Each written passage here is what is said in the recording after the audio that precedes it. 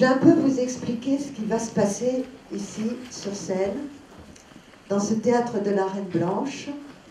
Donc on est reçu par Elisabeth Bouchot, qui est elle-même physicienne, qui a été l'élève de notre ami ici présent, d'Étienne Klein, et donc qui veut que ce théâtre, l'art, tout ce qui est du spectacle, eh bien, se marie avec la science. Et c'est justement ce que, dans ce projet Origins, je cherche avec Michel Spiro à créer déjà depuis 2 ans. On est parti dans une aventure un peu dingue, hein, faut bien le dire, parce que c'est une grande aventure lourde, difficile, de mettre en place un spectacle sur nos origines, sur les origines, d'où on vient, etc., en faisant résonner des artistes de l'art vivant, la musique, les comédiens, la danse, enfin tout ça. Donc on s'expérimente. Et les labos Origins, vous faites partie de l'expérience. Parce que ce que nous souhaitons, mais qui n'est pas si facile que ça, c'est qu'il y ait une sorte de circulation un peu entre nous tous, qui ne soit pas du questionnement tant intellectuel que tripal. C'est-à-dire qu'on se pose tous des questions sur nos origines. On se pose tous des questions sur l'origine de l'univers, de la matière, de la vie, tout ça. Mais on n'a pas de réponse. Mais il y a des gens qui cherchent à savoir un peu plus sur tout ça. Les scientifiques, bien sûr, les philosophes et les artistes à leur manière avec leur langage. Et donc c'est ça qu'on aimerait beaucoup dans les labos Origins, c'est créer ces échanges de langage sur ces questions fondamentales, philosophiques finalement, métaphysiques. Mais ce sont des questions qui font courir aussi la recherche. Les chercheurs, s'ils font de la recherche pour aller chercher un boson de Higgs, c'est parce qu'il y a une force intérieure qui n'est pas purement scientifique. Voilà. Donc c'est toute cette partie-là, ces coulisses-là de l'être humain, du chercheur, de l'artiste et tout ça, qu'on voudrait essayer de faire résonner dans ces labos. Mais bon, est-ce qu'on va y arriver? Est-ce qu'on ne va pas y arriver? Et puis vous aussi, est-ce que vous allez pouvoir comment dire, rentrer dans ce dialogue? Voilà. Alors ça va se passer comment? Ben, la première partie, nous allons faire connaissance avec toutes nos personnalités qui sont là. Donc vous avez vu que nous avons un groupe de musiciens, c'est une famille, la maman, le papa, l'oncle et les enfants. Et oui, on les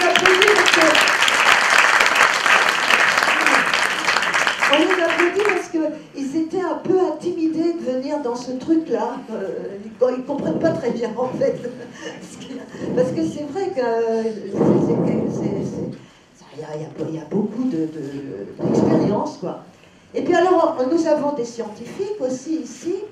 Donc Michel Spiro, qui lui... moi, je voudrais bien qu'on l'applaudisse, parce que toute cette aventure d'origine, c'est à cause de lui, hein, vraiment. Hein. On ne se rendait pas compte, ni lui ni moi, où ça allait nous entraîner, mais c'est lui qui nous y a poussé. Hein. Étienne Klein, bien sûr, que nous connaissons tous et qu'on adore. Et merci Étienne d'être venu, parce que vraiment ta présence compte beaucoup pour nous tous. Et puis alors Vincent Fleury. Alors Vincent Fleury, lui, il vient de faire paraître un article scientifique qui a été refusé pendant des années par la communauté, parce qu'il est en train vraiment de faire une démonstration qui remue absolument tous les dogmes sur l'origine des vertébrés, disons, des animaux d'une façon générale. Donc il va nous présenter sa théorie sur les origines des vertébrés des animaux. Et là, vous êtes vraiment en live, hein, parce que c'est une recherche qui est en train de se faire, et son article est paru, a enfin été accepté par la communauté scientifique il y a un mois. Donc c'est vraiment, on est dedans.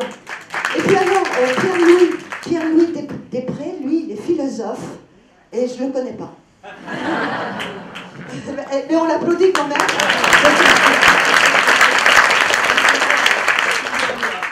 Et puis alors, c'est bien lui, oui. Alors lui, cet exercice de philosophe, de venir partager aussi ses émotions de philosophe avec nous tous, ça l'intéresse beaucoup, c'est pour ça qu'il est là. Et merci beaucoup Pierre-Louis. Et on est très content que vous veniez participer à ce jeu-là. Et puis alors, il faut que je vous présente Alain Pluquet, qui normalement ne devait pas être sur scène, mais ça s'impose. Pourquoi? Parce que Alain Pluquet, nous l'avons rencontré parce qu'il est un trait d'union entre ah oui, vous savez, il s'appelle les doubles croches mordues. Ça, c'est voilà le groupe. Grâce à Clovis, c'est lui qui a trouvé le titre de leur groupe. Les doubles croches mordues. Voilà. Et donc, Alain Pluquet a fait son conservatoire de musique avec Jocelyne, il y a déjà plusieurs années. Hein. Mais Alain, au moment où il a fallu qu'il choisisse son chemin, il avait deux amours, la musique et la physique. Et il a finalement choisi la physique. Et qui a-t-il choisi comme directeur de thèse? Je vous le donne en mille, Michel Spiro. Donc c'est un trait d'union dans cette aventure tout à fait exceptionnelle. Donc c'est pour ça que je l'ai mis au milieu, entre les musiciens, quoi? Plus la biologie, oui, parce que maintenant Alain travaille chez Biomérieux, où il est évidemment très proche de la biologie. Voilà.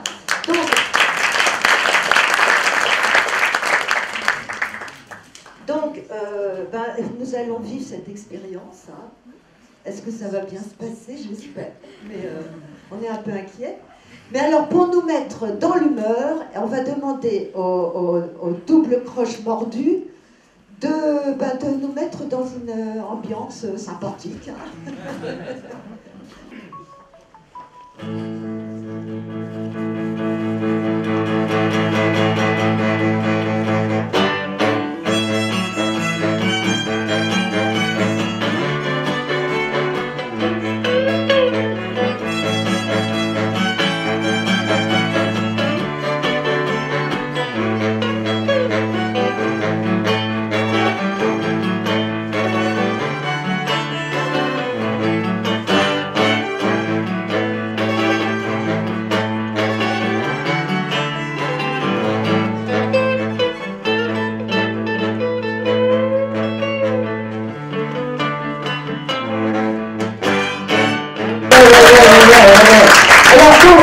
Donc, les doubles croches mordues se sont associés comme ça en famille, et ils ont un répertoire. Et le répertoire, ce sont les années 60.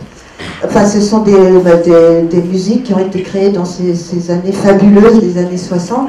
Et alors, il me disait, mais comment est-ce qu'on va se raccrocher là-bas, Origins, le thème, aujourd'hui, c'est donc la fantastique créativité de la nature pourrait être une réponse à la question de nos origines. Est-ce que ça a à voir avec les années 60? Eh bien oui, ça a à voir avec les années 60. Parce que en 64, il y a eu deux événements très très importants qui nous réunissent d'ailleurs aujourd'hui, c'est-à-dire qu'il y a eu la découverte du rayonnement fossile de l'univers, c'est-à-dire ce rayonnement émis par l'univers au moment du Big Bang, ce qu'on appelle le Big Bang, et ce rayonnement, on ne savait pas s'il existait, et cette théorie du Big Bang, les scientifiques à l'époque n'y croyaient pas trop, jusqu'au jour où en 64, tout à fait par hasard, des ingénieurs de la Bell Telephone Company, qui travaillaient avec un satellite et qui voulaient capter les ondes radio d'un satellite, ont eu des problèmes dans leur truc, et du coup, on s'est aperçu qu'en fait, ce bruit de fond qu'ils entendaient était le rayonnement fossile. Et à ce moment-là, toute la communauté scientifique a dû admettre que la théorie du Big Bang devait être une bonne théorie. Donc déjà, là, rien que pour ça, Oui, pour les années 60, vous êtes en plein dedans. Donc ça, c'est... Et en plus, la même année, il y a Peter Higgs, Robert Braut et François Englert qui proposaient, ils étaient tout jeunes étudiants, qui proposaient la théorie du boson de Higgs qui vient d'être découvert il y a 2 ans au CERN, quand Michel était président du conseil du CERN à l'époque, une grande aventure.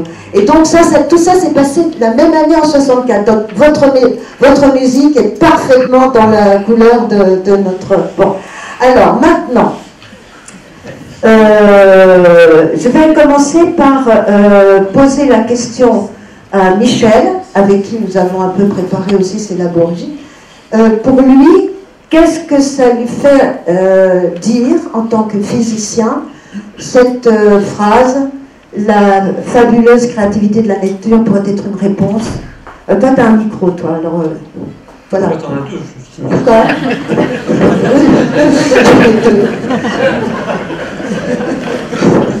Qu'est-ce que ça évoque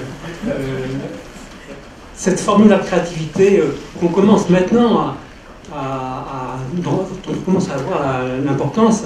En fait, on ne peut même pas la voir, cette créativité, et l'imaginer totalement, mais de plus en plus, les scientifiques, et c'est récent, hein, c'est à la lumière des résultats du LHC, donc la découverte du boson de Higgs, et à la lumière des observations faites par le satellite Planck sur l'univers primordial lorsqu'il était une soupe d'atomes, eh bien, on s'interroge sur est-ce que finalement la créativité de la nature n'est pas bien plus importante que ce qu'on peut penser, que ce qu'on peut voir, et serait peut-être la source de l'explication de l'émergence de tout ce qui existe et qu'on peut voir aujourd'hui. Si bien qu'on peut dire que les scientifiques maintenant entrent dans une nouvelle période où ils s'émerveillent, après les écrivains et les artistes depuis longtemps, ils s'émerveillent devant la créativité de la nature. Alors bien sûr, il y a dans tous les domaines, dans le domaine pour l'homme, la formidable plasticité du cerveau se découvre de plus en plus. La biodiversité, c'est-à-dire toutes les manifestations du vivant sont bien au-delà de ce qu'on pouvait imaginer, et de plus en plus. On découvre que les planètes du système solaire sont des bijoux, chacun différent, avec des paysages extraordinaires, des océans de métal, enfin des choses qu'on n'avait pas imaginées. On découvre que les étoiles, pratiquement toutes, ont des systèmes planétaires autour et qui sont probablement encore très différents de ce qu'on peut voir dans notre système solaire. On découvre que les étoiles sont réunies dans des galaxies innombrables et pas deux pareilles, avec des formes très différentes les unes des autres. Et on découvre donc que tout ceci est parti, il y a 13,8 milliards d'années, d'une soupe de particules quasiment indifférenciées et qui, au cours de l'histoire, s'est structurée.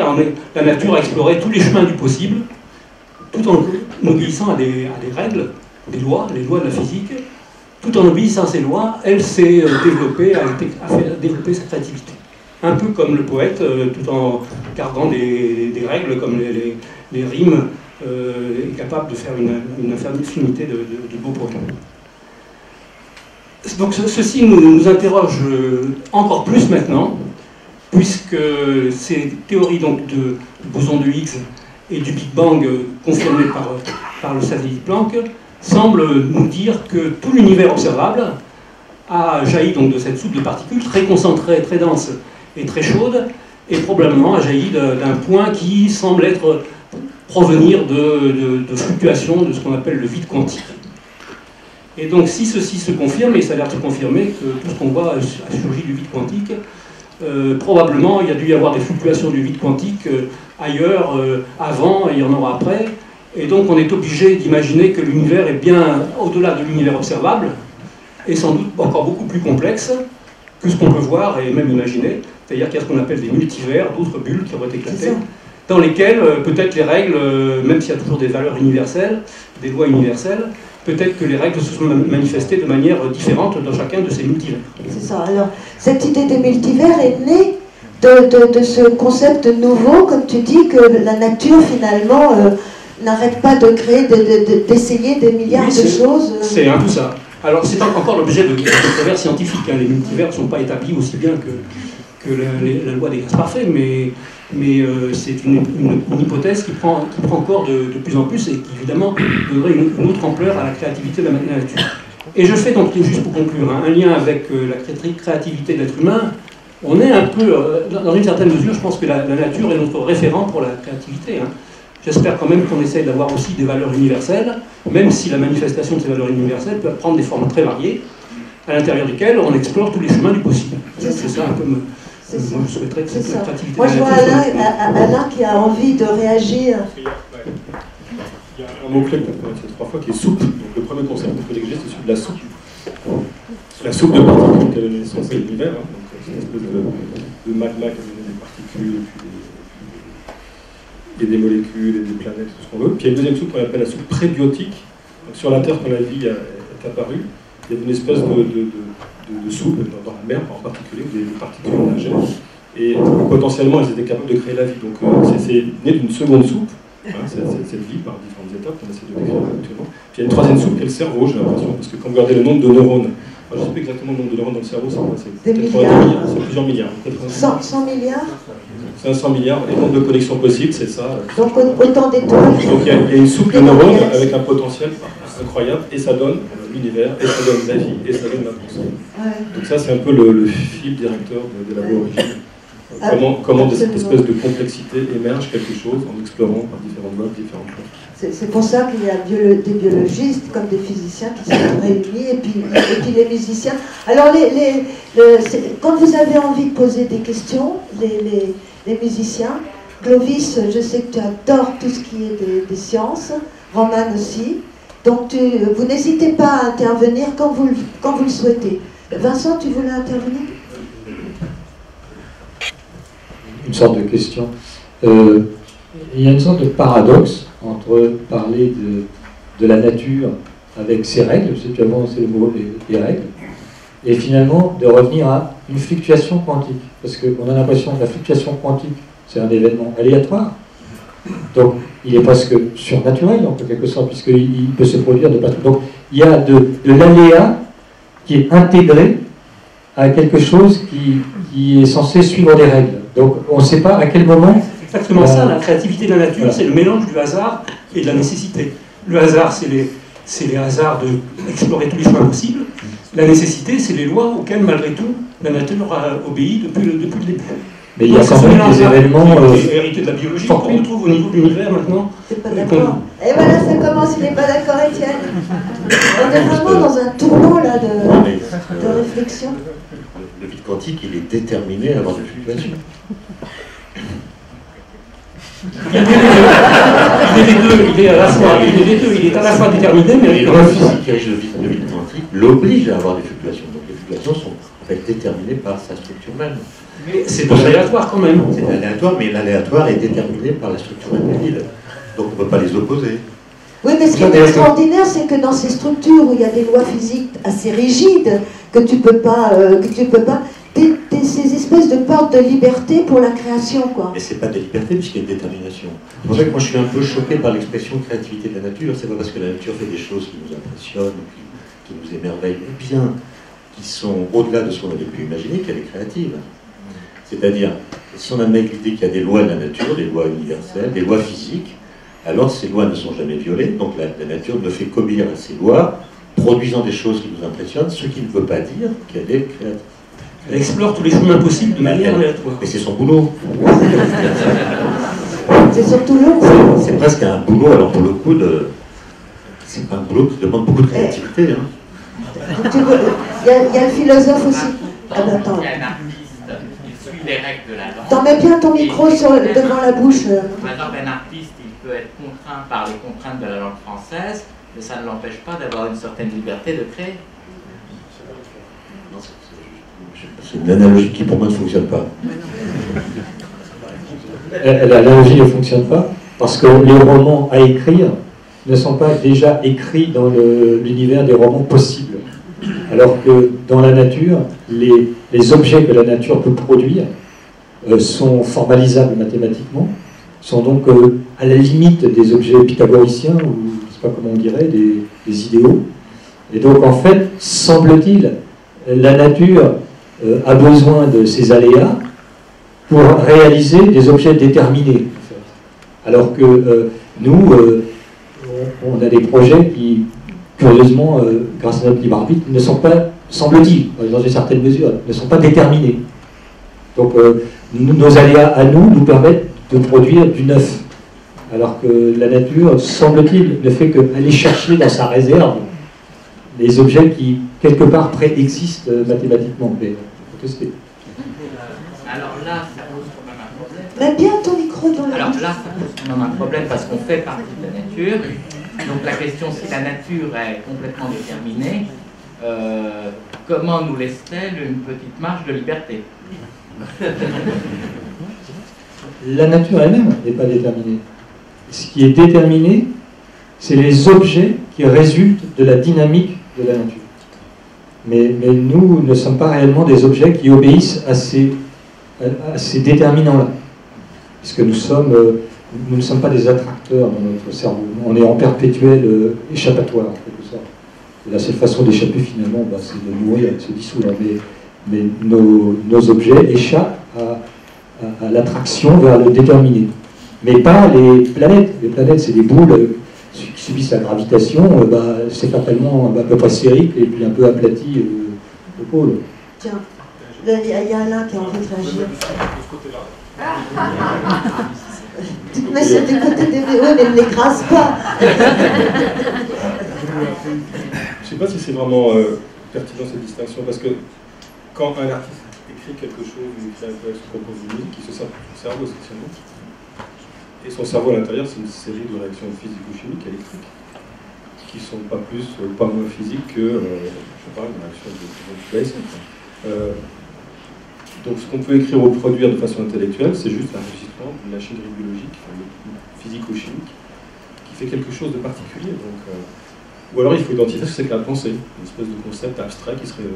c'est pas fini d'être... Donc, je ne sais pas, on fait partie de la nature, y compris ce qu'on pense, y compris ce qu'on crée, parce que c'est le résultat de notre machine biologique qui travaille. Alors, qu'est-ce que vous en pensez? Oui, toute l'histoire de l'univers nous montre un continuum complet entre la création, les débuts de la soupe des particules et l'émergence des structures des atomes, ensuite des molécules, puis des objets, et des objets de plus en plus compliqués, jusqu'aux vivants, et jusqu'aux animaux, jusqu'à la diversité, et jusqu'à l'homme. Donc il y a un continuum, et je vois mal au nom de quoi on pourrait dire que la créativité de l'homme est différente de la créativité de la nature.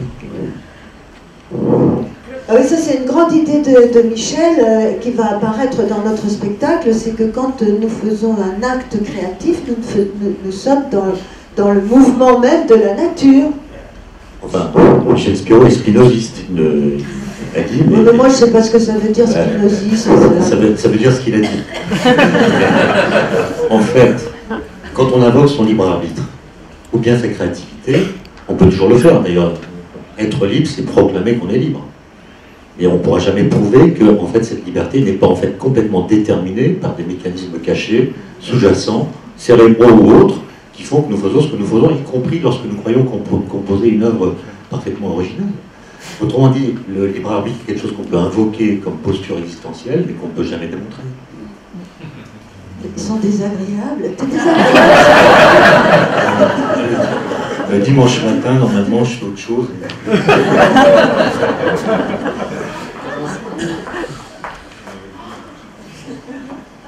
En fait, pourquoi la nature, en fait, elle a existé? C'est la question. Et là, vous n'allez pas vous disputer pour répondre.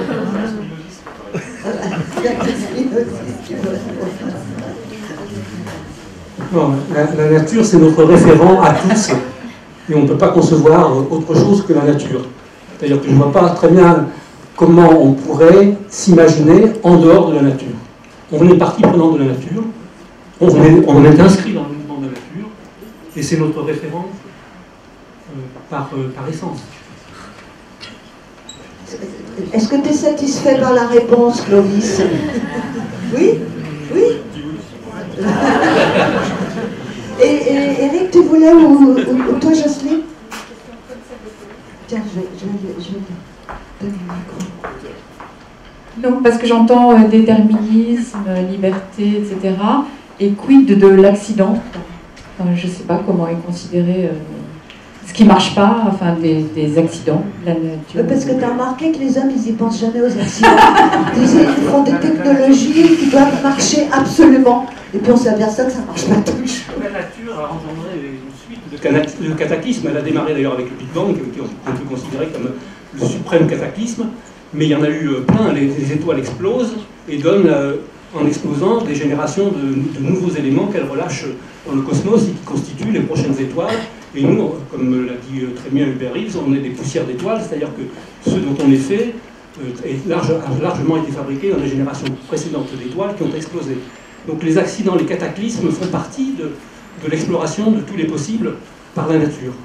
Et l'homme, dans sa créativité un peu inspirée de la nature, procède aussi par des tentatives, des essais qui peuvent être infructueux, mais dont il apprend les leçons et qui lui permettent de rebondir pour ensuite, se servant des catastrophes passées, essayer de mieux maîtriser sa condition dans le futur. Et on a passé notre temps à maîtriser les conditions qui peuvent être difficiles et qu'on a appris des catastrophes passées pour essayer de mieux maîtriser notre environnement. Et c'est vrai de la technologie. On apprend des catastrophes d'avion pour mieux maîtriser le transport aérien. Les bureaux d'enquête d'accidents ont fait un boulot absolument incroyable de retour des accidents. Et on arrive à une fiabilité de plus en plus grande. Donc nous aussi, on se nourrit des catastrophes pour s'enrichir et évoluer. Romane. Que veut dire quantique? Alors quantique,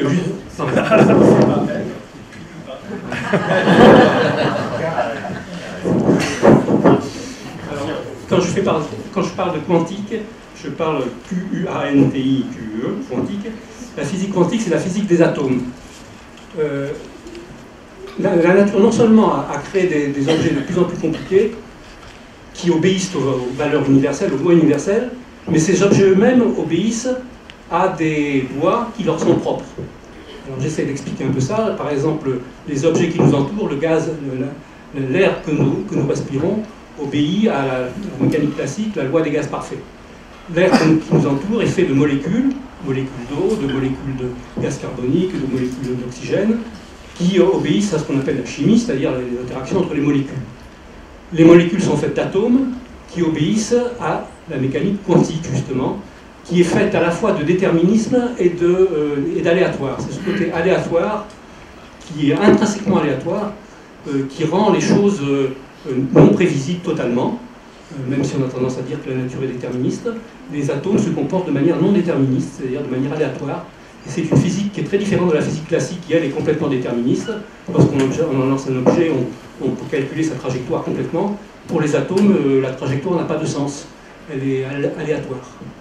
Et les atomes eux-mêmes sont faits de noyaux, pour lesquels il y a la physique nucléaire, et les noyaux sont faits de particules. Donc on voit bien que dans l'histoire qui obéissent à la physique des particules, on voit bien que dans l'histoire de l'univers qui s'est structuré, sont apparues des règles de plus en plus adaptées aux objets fabriqués, bien sûr satisfaisant les lois universelles du départ, qui sont toujours là, mais apportant des variantes liées aux objets qu'on considère.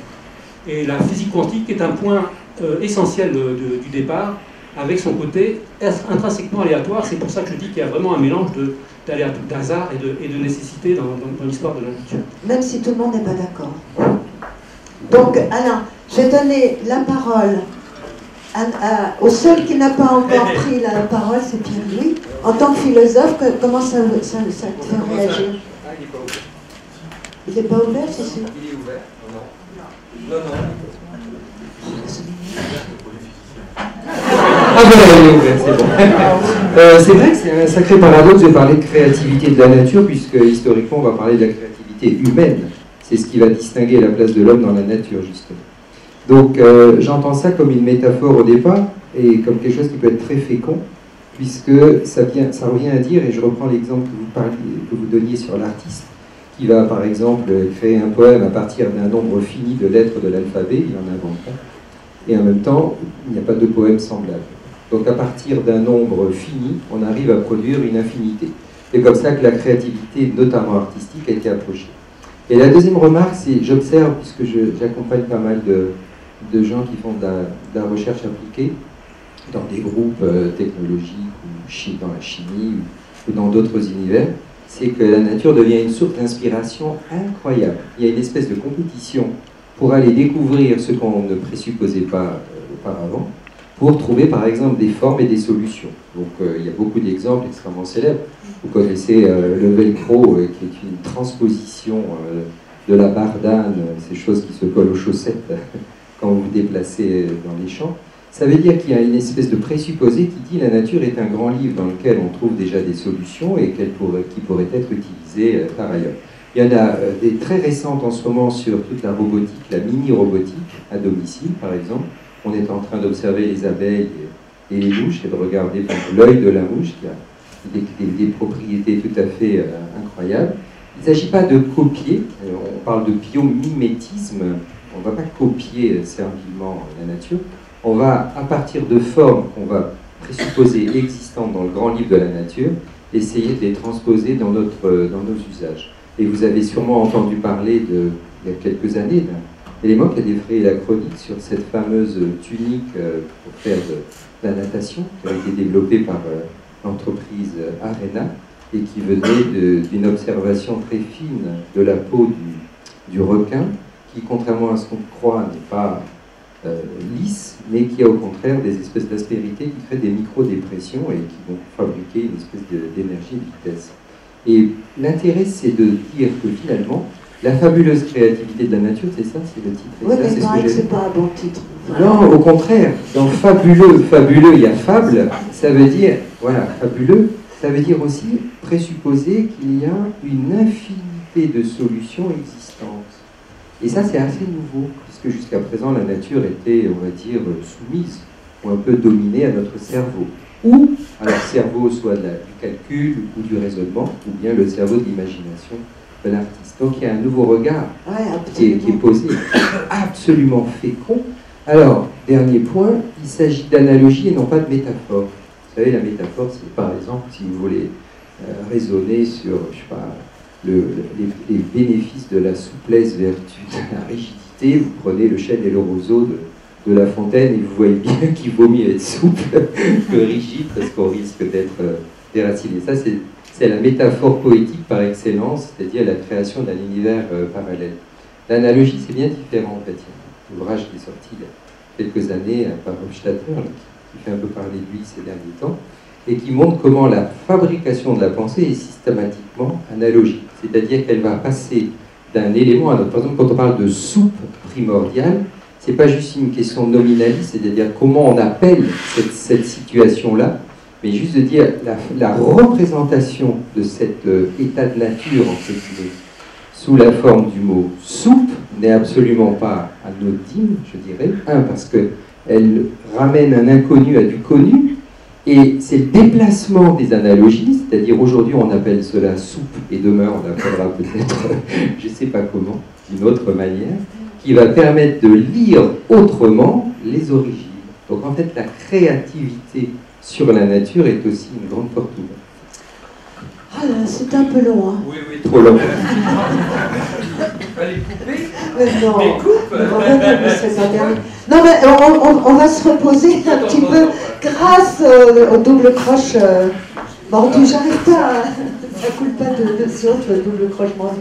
Justement, c'est bien cette conversation parce que ça va nous mener aux vibrations. Dans les années 60, on parlait tous de... Tiens, parle dans le micro. De bonnes ou de mauvaises vibrations, on marchait tous comme ça. Oui, je vais aller voir Enfin, je devais acheter du pain, mais je ne suis pas descendu parce que la boulangère ne dégageait pas des bonnes vibrations. Et on sentait peut-être toutes ces choses-là, de la créativité, les rapports humains avec les ondes. Et ce qu'on va jouer maintenant, c'est Good Vibrations des Beach Boys. C'est la chanson consacrée. Sans les paroles, mais je pense que tout le monde les connaît. On peut chanter d'ailleurs si on veut.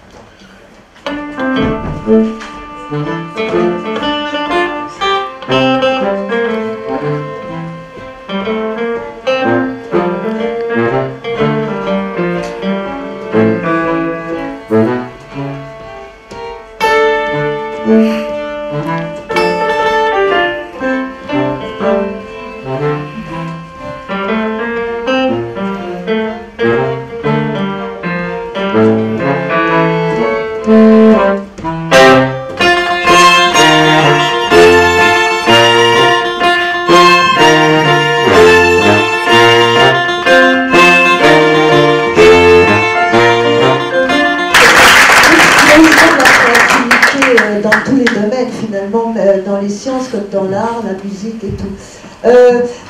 Bon, le temps passe trop vite, mais je voudrais tout de suite demander à Vincent Fleury qu'il nous parle de sa découverte qui est en train de bousculer justement la notion que nous avons sur les origines des animaux. Donc jusqu'ici, on pense que l'ADN est responsable, mais lui il va nous dire que l'ADN n'est pas responsable de tout. Est-ce que ça marche? Bon, je suis impressionné. La question qu'on se posait, c'est, pour revenir aussi à des mots qui ont été employés, c'est le terme de réalisation. La nature réalise des choses. Donc, dans la notion de réalisation, si la nature a réalisé quelque chose, il y a quand même une notion de stabilité, c'est quelque chose qu'on peut voir, donc c'est différent des projets, de l'avenir, de la météo, des choses comme ça, où on peut difficilement parler de réalisation. Alors parmi les réalisations de la nature, il y a les animaux. Quand vous regardez les animaux, finalement, il n'y en a pas tant que ça. Il y a, combien, je crois, 50 000 vertébrés, c'est assez peu pour un physicien. Parmi les 50 000 vertébrés, il y a 30 000 poissons. Alors, les 30 000 poissons, ils sont quand même tous à peu près pareils, enfin, pas très différents, à part quelques cas exceptionnels. Les mammifères, 5 000 espèces de mammifères, c'est pas beaucoup. Sur les 5 000 mammifères, il y a 500 espèces de chauves-souris, 30 espèces de chats, 60 espèces de bovidés. Donc vous voyez que si vous ramenez à des animaux de principe, c'est quelques dizaines. Et en réalité, si on pose maintenant la question des origines, alors à ce moment-là, tous les animaux, les vertébrés, tous les animaux remontent à des petits poissons qui sont un peu comme des têtards allongés et qui seraient déjà assez organisés. Quand on remonte dans l'évolution, on fait une récurrence vers le passé. On remonte, on prend le premier poisson, un poisson qui est encore plus premier que le premier, qui est encore plus premier que le premier. Et en fait, on n'arrive jamais à trouver autre chose que le premier poisson. Et le premier poisson, ça s'appelle le céphalocordé, et c'est un animal qui a une structure de tubes dans des tubes. Donc en gros, l'animal de base, le vertébré de base, c'est un tube musculaire avec un tube digestif pour le ventre et un tube neural sur le dos. D'accord ? Et ça avance comme ça, donc on comprend bien, la nourriture rentre à un bout du tube et sort à l'autre bout du tube. Et donc c'est un peu mieux que d'être quoi ? Que d'être, qu'est-ce qui serait l'ancêtre de ces tubes ? Alors le problème c'est que, ce qu'on a montré, c'est qu'il n'y a pas d'intermédiaire, ça ne sert à rien de chercher l'animal qui soit l'ancêtre du tube dans le tube. Alors pourquoi ? Parce que la découverte, c'est qu'il existe un phénomène physique, qui fabrique directement des tubes dans des tubes à partir de quelque chose que l'on ne reconnaîtrait pas comme un animal. Alors à ce moment-là, il faut se mettre d'accord sur qu'est-ce que c'est qu'un animal. Alors, un animal, c'est une espèce de petit poisson qui se déplace. Ça va être quoi, quelque chose qui n'est pas un animal? Alors pour un physicien, ça va être la configuration de référence. Et la configuration de référence, c'est la patate. C'est le truc, une boule. Donc, vous avez tous, un jour dans votre vie, ouvert un petit papier de produits contraceptifs et on vous reproduit un ovule, c'est rond. Donc on est tous d'accord, la chose qui n'a pas de forme, c'est le rond. Alors comment on passe du rond au petit poisson? Et la réponse, c'est, ça se produit d'un seul coup. Alors la question, c'est, il faut le prouver, donc on l'a prouvé. Alors je voulais juste faire deux petites remarques. Tout à l'heure, je crois que c'est toi qui as dit, c'est peut-être toi qui as dit, on est animé par une force intérieure quand on fait de la recherche. Bah ouais. Alors c'est vrai, on est animé par une force extérieure, intérieure, j'espère qu'il en reste un peu, mais on est aussi beaucoup animé par des forces extérieures. Parce que moi j'ai commencé à travailler là-dessus il y a à peu près une dizaine d'années, et pendant 10 ans je me suis fait taper dessus par les biologistes, les paléontologues, Pascal Pic.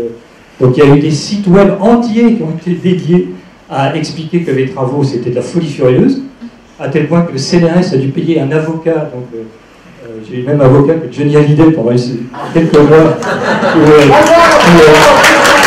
qui était payé à faire supprimer les sites web où il y avait marqué « va s'enfler est un peu... » Voilà. Et alors, ce qui est assez amusant, parce que le problème, c'est que si vous découvrez qu'il y a un phénomène capable de fabriquer un animal, ça fait plaisir aux spiritualistes ou aux pythagoriciens, aux platoniciens, puisque c'est pas mal, c'est inhérent aux lois de la physique. La nature, aléatoirement, va chercher le bon phénomène pour faire les animaux. Donc, bon, les gens que l'origine travaille, ici personne n'est vraiment, disons, préoccupé par le problème de l'origine, mais enfin ceux que ça travaille pourraient se dire, les lois de la physique ont été créées pour que ça se produise. Alors là, ce qui est amusant, c'est que depuis que mon article est sorti, maintenant c'est sur les sites créationnistes qu'on n'arrête pas de me taper dessus. Donc il y a déjà 3 ou 4 papiers pour dire c'est délirant. Alors pourquoi c'est délirant? Parce que maintenant c'est devenu trop simple. Parce qu'on a besoin de l'hypothèse de Dieu pour faire des choses compliquées. Et si c'est simple de faire des animaux, alors à ce moment-là, il n'y a plus besoin d'hypothèses surnaturelles. Alors je vais vous montrer, donc ça va prendre moins d'une minute. Donc dans moins d'une minute, vous saurez comment les animaux, quelle est l'origine des animaux. Alors Paul... Alors, est-ce que le monsieur dans la régie veut bien lancer le premier film? C'est Paul. Donc, les animaux, c'est des ronds, d'accord? Donc, on va en montrer un, voilà, c'est un poulet. Alors, sur les films, on peut le faire passer en boucle, parce que je vais commenter juste une minute. Voilà, c'est un grand rond. Alors, la poule, elle garde l'œuf dans l'oviduc pendant un jour ou deux. Quand il sort, il a déjà 50 000 cellules, et c'est une grande galette. Alors, si vous voyez le début du film, c'est là, le début du film, c'est un espèce de rond noir avec un centre blanc et un bord blanc. Non, on ne le voit pas vraiment. Hein. On voit pas vraiment. Est-ce que vous voyez que ça remue? Oui, on voit que ça remue. Est-ce que vous voyez que ça remue?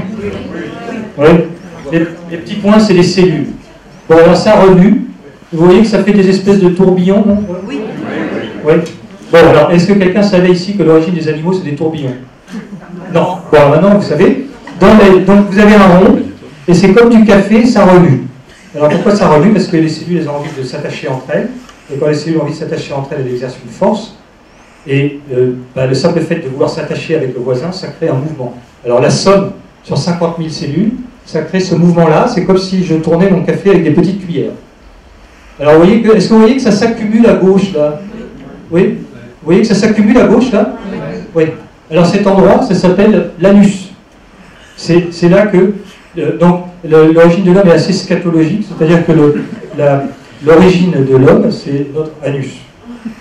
Donc, je devrais dire. Alors je vais le dire, comme le disent mes camarades taxonomistes. Ils n'ont pas osé dire l'origine de l'homme, c'est l'anus. Ils ont dit nous sommes des deutérostomes. Alors qu'est-ce que ça veut dire deutérostome? Ça vient du grec stoma, la bouche, comme en stomatologie. Si vous avez des problèmes de mâchoire, vous allez voir le stomatologue. D'accord? Et deux, c'est en deuxième. Donc nous sommes des deutérostomes. Nous sommes des gens qui font la bouche en second. Parce que vraisemblablement, on fait quelque chose en premier qu'on a du mal à opérer. Voilà. Bon, alors très bien. Alors ce qui se passe, c'est qu'à cet endroit-là, bon j'ai des films, mais on ne va pas autoriser à les montrer. Et si vous regardez là, vous voyez que ça s'accumule, il y a une tectonique des plaques, ça rentre en dessous et on voit quelque chose qui part de l'anus. Vous voyez quelque chose qui part de l'anus à gauche, là, regardez. Hop, ça se propage par en dessous. Bon, donc en fait, ce qui se passe, c'est qu'on a une espèce de mouvement comme ça, qui s'accumule en un point, ça fait tectonique des plaques, les cellules rentrent dans l'anus, donc on a la moitié de notre corps qui va rentrer à l'intérieur de nous-mêmes par l'anus. Et qu'est-ce qui se passe? Comme il y a les mouvements, les cellules, elles sont faites pour s'accrocher les unes aux autres, elles s'accrochent par en dessous à la patate. Est-ce qu'on peut voir le deuxième film, s'il vous plaît? C'est pas du poésie. Voilà, alors le sens a été orienté. L'anus est à droite. Donc il y a les cellules qui sont rentrées dedans. Et les cellules qui sont rentrées dedans, elles marchent à la surface, ça tire sur la surface. Donc voilà, donc ça c'est à peu près 6 heures de développement d'un poulet. Et maintenant vous avez un petit état. Vous voyez que c'est un mouvement continu, uniforme, et qui crée sans aucun intermédiaire un animal qui a un dos, des vésicules optiques à gauche, une espèce d'estomac et le début des vertèbres. Donc ce sont uniquement des forces physiques, quoi. Donc vous voyez que si vous avez préparé une patate ronde avec des cellules qui ont envie de se déplacer, vous avez donc un essaim qui a un peu la consistance de la gelée de méduse, c'est automatique à partir d'un rond, à partir d'un seuil où ça remue, ça ne peut plus s'arrêter, et le résultat, c'est un petit animal. Alors je vais vous le reproduire avec, ça va marcher pour une dizaine de secondes. Alors, je pose mon micro, et je prends du caoutchouc. Est-ce que tout le monde m'entend? Oui. Attends, je vais te mettre le micro devant la bouche. Oh, ça va être... Non, mais ça va, tout le monde m'entend là? Oui. Placez votre voix devant. Alors ça, c'est du caoutchouc que vous pouvez acheter chez Decathlon pour faire de la musculation. Alors moi, j'achète pas ça pour faire de la musculation. Voilà, imaginez que ça, ce soit un embryon, une dizaine d'heures de développement, et par l'anus, il y a des cellules qui sont rentrées, qui tirent sur la surface. Vous faites ça, voilà, ça fait ça. D'accord? Ok? Tout le monde voit? Oui. D'accord? Donc ça fait des espèces de tubes qui se replient les uns contre les autres. D'accord? Donc c'est ça le principe de fabrication des animaux. Vous avez des tubes qui sont obtenus par traction sur une galette molle. Mais si je vous montre ça, c'est du caoutchouc, c'est complètement homogène, ça n'a pas d'organisation interne. D'accord? On peut pas appeler ça, même ça ne se rapproche pas du tout d'un poisson. Alors, on peut deviner, voilà, et si on fait ça, on peut deviner que ça commence à faire des espèces de nageoires qui sont plus larges. Est-ce que vous voyez que ça devient plus large en bas, plus large en haut et cintré au centre? Vous voyez? Ça, c'est le début des épaules en haut, du bassin en bas, avec un axe dorsal. D'accord? Et si je continue, vous voyez apparaître le début des côtes sur les côtés. Voilà. Non, ça va. D'accord? Ah, c'est toi qui vois pas. Okay. Bon, mais ce n'est pas organisé. Donc les animaux sont organisés, c'est-à-dire, comme je vous l'ai dit, il y a un tube nerveux, un tube digestif et un tube plutôt musculaire. Alors ça, on comprend que ça fait des tubes les uns dans les autres, mais comment ça se fait que l'organisation est, pour ainsi dire, congruente avec la forme? Parce que l'organisation, c'est plutôt la physiologie. Il y a une partie qui pense, une partie qui digère, une partie qui bouge. Mais c'est dans des systèmes dedans, qui sont le système nerveux, le système digestif et le squelette, le corps autour. Alors c'est ça la découverte. Donc je vais vous la reproduire. Donc ça, c'est des étiquettes. Des étiquettes comme vous pouvez en mettre sur les cahiers d'écoliers. Une étiquette de cahier d'écoliers. Dans le rond que vous avez vu, donc l'animal de référence, qui n'est pas un animal, qui est juste une galette qu'on ne reconnaîtrait pas comme un animal, on a découvert, il y a des anneaux dedans. Donc l'animal de référence, c'est un rond nerveux, un rond musculaire, un rond digestif, parce que quand les cellules accumulent des divisions, ça fait comme des cernes d'arbres. Les premiers animaux, c'est apparu après les plantes, c'est des galettes avec des ronds dedans. Et le rond central est plutôt nerveux, le rond d'après est plutôt musculaire, et le rond d'après est plutôt digestif. Donc si j'ai une galette, alors au lieu d'être ronde, elle va être rectangulaire, d'accord? Mais que dedans, j'ai une zone différente. Attends, je vais essayer de la faire proprement, ouais. Alors on va faire comme ça, je vais mettre un petit autocollant de cahier d'écolier. J'espère que ça va marcher. En principe, ça marche à tous les coups. Donc supposez que j'ai une petite zone dedans, vous voyez, le pli est exactement à la frontière. D'accord? Tout le monde voit? Oui. Oui. Si vous avez un contraste d'élasticité entre une structure interne, une deuxième structure, une troisième structure, au moment où ça plie exactement sur le trait. Ce qu'on appelle un accrochage en physique. Donc si j'ai, alors de façon concentrique, alors là ça va être rectangularique, si j'ai une zone rigide au centre, d'accord, attention, ça a tendance à faire un tube, mais un tube qui ségrège la partie plus rigide de la partie plus molle. En l'espèce, le système nerveux va se retrouver être un tube à l'intérieur du corps. D'accord? Vous me suivez? Bon, alors maintenant, comme tout ça c'est progressif, supposons que je sois arrivé au fil du développement. Donc si on voit le film, vous voyez le film là, ça a commencé à plier, l'anus continue à tirer, et vous voyez, ça ferme le dos. D'accord? Vous voyez? Si je suis. Alors en physique, le premier, voilà. Donc le premier exemple que j'ai fait, c'est ce qu'on appelle les petites déformations. En petite déformation, ça lève des tubes, et en grande déformation, ça ferme les tubes. Donc le résultat, c'est qu'on a des tubes dans les tubes. Et ce qui se passe, c'est que quand les tubes gonflent, eh bien, ça devient des vésicules, des têtes, des œufs, des yeux, du cerveau, etc. Mais l'origine des animaux, c'est le fait que quand vous avez un répertoire dans la cellule de comportement, plutôt digestif, plutôt nerveux, plutôt musculaire, ça, les physiciens n'ont rien à dire là-dessus, de facto, les cellules sont différentes, et de facto, les cellules ont une rigidité différente. Donc on a mesuré dans les embryons, au centre c'est raide, l'anneau d'après c'est un peu plus mou, l'anneau d'après c'est encore plus mou, et quand l'anus tire sur le tout, ça plie sur le trait, et le résultat, ça s'appelle un tétard. Et...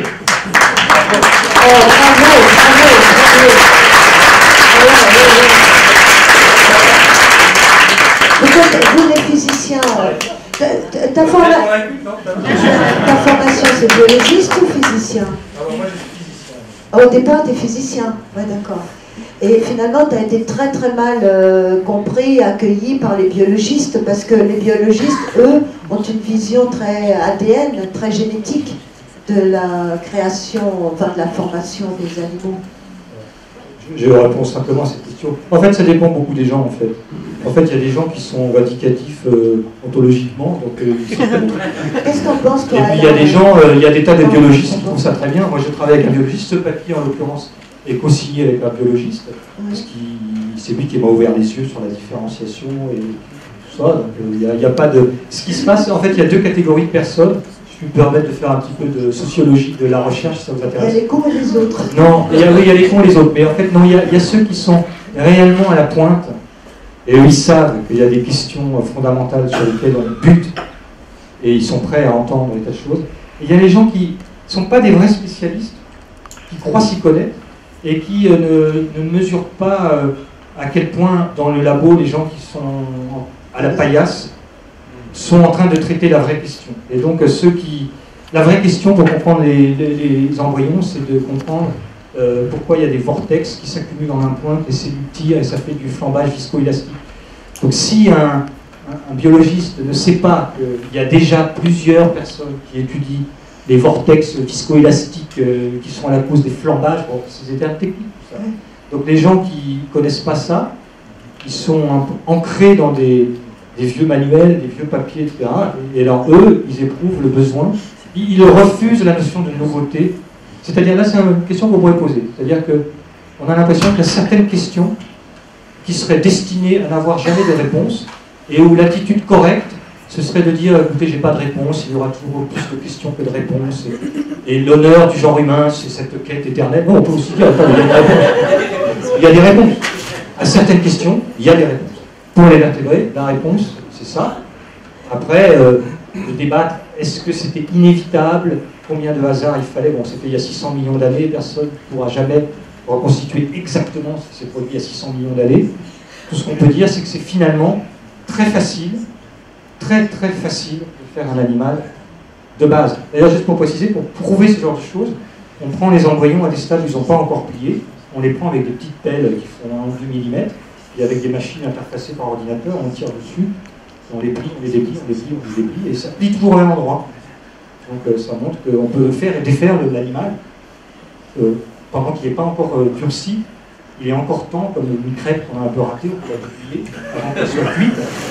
Bon ben là c'est pareil, avant que l'embryon est ready, avant que les deux moitiés se soient collées les unes aux autres, on peut encore le défaire donc avec des outils. Donc ça prouve que c'est latent dans la galette, les endroits où ça va plus. Alors, vous tous vous découvrez ce que propose. Comment c'est scientifique? De Michel Spiro et de Étienne Cousin. Et Alain plus a de la biologie dans son cursus. J'aurais bouche B, je parle de la deuxième bouche. Moi je trouve ça intéressant, je ne connais pas vraiment les fondations, mais ça répond à une question, c'est vraiment la morphogenèse là-dessus. C'est assez marrant votre remarque, parce que c'est vrai que la biologie, des gens sont très formatés par le mode de pensée, enfin, ils pensent comme ils ont appris à l'école. Il n'y a pas beaucoup de gens qui sont aux interfaces en sciences, pas tant que ça, il y a de plus en plus j'espère, mais pas tant que ça. Et la bio, c'est une discipline qui se transforme beaucoup par la physique, par les maths, par l'informatique. Mais rares sont les cas où le labo dans lesquels c'est vraiment incarné. Donc chapeau, parce que si c'est prouvé scientifiquement, c'est une innovation majeure, c'est sûr. Mais je pense qu'il faut qu'on travaille tous à ça, cette espèce de rapprochement des différentes cultures scientifiques, qui sont quand même très encore. Oui, oui, bien sûr, réagissez. J'avais une question pour Vincent. Moi, je connais un peu ces travaux, parce qu'on se connaît depuis longtemps, mais est-ce qu'en faisant des étirements, par exemple, on pourrait fabriquer un cerveau de secours, par exemple? Alors, il y a quelque chose d'assez amusant. Je vais vous dire une chose. Moi, j'essaye d'être, comment dire, honnête avec les êtres vivants que je manipule. Donc moi, pour que vous sachiez, je tue environ 1000 à 2000 embryons par an. Bon, faut savoir, des embryons de poulet, je précise. J'ai beaucoup d'estime pour les paléontologues parce que c'est très difficile de faire de la paléontologie. Déjà, de faire ce genre de recherche, quand vous pouvez avoir tous les jours des dizaines d'embryons frais et que ça ne marche pas parce qu'il y a des tas de raisons, le microscope, le truc. Bon. Donc, c'est très très difficile d'obtenir un résultat. Il faut. Donc, j'essaye de ne pas trop les tuer, ou de toujours faire quelque chose avec, de ne pas en mettre trop à la poubelle. Chaque fois que je monte mes travaux, il y a toujours quelqu'un, un peu métier, qui me dit « Mais c'est génial, tu devrais faire des trucs tirés, faire des grosses têtes, une deuxième tête, on pourrait leur faire 8 pattes, si tu plies comme ça. » Donc, le réflexe, c'est si on pouvait faire un truc vraiment monstrueux, est-ce que ce serait possible? Un deuxième cerveau qui servirait de pièce de rechange. On l'aurait sur l'épaule pour le jour où ça servirait, je ne sais pas. Alors je dirais, oui, c'est sûrement possible de faire des trucs bizarres. Moi j'ai un projet qui est de faire, des plis. Alors je vais vous expliquer. Vous avez vu que quand vous regardez des stégosaures ou des trucs comme ça, à la surface des vertèbres, il y a certains animaux qui ont des espèces de pics comme ça. En fait, c'est l'équivalent de nos doigts, simplement les oreilles sur le dos. Donc en fait, à partir de ces petites machines que j'ai faites, on doit pouvoir prendre de l'embryon à ce stade-là, de faire le plier en deux façon calzone et obliger tout le bord à pousser. Et à ce moment-là, on pourrait faire une espèce de râteau où il n'y aurait que des doigts. Vous voyez, vous auriez un peigne où il n'y aurait que des index. Et puis comme ça, vous pourriez découper des petits carrés de chocolat pour remplacer des doigts aux gens, par exemple. C'est la créativité de la nature. Ça, ce serait possible. Moi, j'ai une question. Parce que il y a deux approches maintenant avec ce que tu dis. Il y a deux approches pour le... Il y a deux approches pour décrire le vivant. Il y a la génétique, quand même, l'ADN, à qui on donnait toutes les propriétés, enfin, qui en principe était censé déterminer toutes les propriétés de l'être vivant. Et là, tu apportes une autre dynamique qui est celle de la morphogénèse. Et donc, comment les deux se marient? Parce que, quand même, l'ADN a certainement un rôle toujours à jouer. Comment les deux se marient? Oui, attends, ah bah oui. Attends, je te le rends après, Clovis. Évidemment, rien de ce que je dis n'est contradictoire. Attention à ce que je dis. Rien de ce que je dis est contradictoire avec la génétique. Ce qu'il faut savoir, c'est que les gènes, ils évoluent au hasard des tas de molécules pour faire des nouvelles choses. D'accord, on peut dire, par créativité. Mais c'est aussi difficile de faire des gènes pour empêcher des choses de se produire que pour créer des nouvelles choses. Or, par défaut, par défaut d'une masse de cellules, c'est d'être rond. Donc en fait, quand on voit les blastula, les très jeunes embryons, ils sont toujours ronds. Il n'y a pas besoin de gènes pour faire une masse de cellules ronde. Par défaut, la situation symétrique, c'est le rond. Ensuite, quand on regarde ce rond en détail, il est fait d'anneaux concentriques.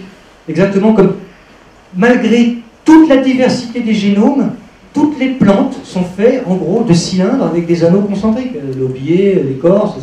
Donc il y a quelque chose de fondamental qui est de base, qui est agénétique, je parle en termes de forme, et la génétique, elle a du mal en fait à modifier ça. Donc par défaut, les animaux sont des galettes rondes avec des anneaux concentriques, Et ensuite, effectivement, les cellules ont évolué, donc le hasard, les rayons cosmiques, des mutations génétiques ont évolué des molécules d'adhésion. Ces molécules d'adhésion, du point de vue mathématique, sont assimilables à des tensions de surface entre cellules. Et donc, de facto, ce truc remue. Alors, les brisures de symétrie qu'on observe dans les blastula sont les plus simples que l'on puisse imaginer. C'est-à-dire que les animaux qui sont circulaires, les radiés, ce qu'on appelle les radiés, c'est-à-dire les polypes, les méduses, les anémones de mer, tous ces trucs-là, c'est des animaux qui ont conservé la symétrie circulaire des anneaux.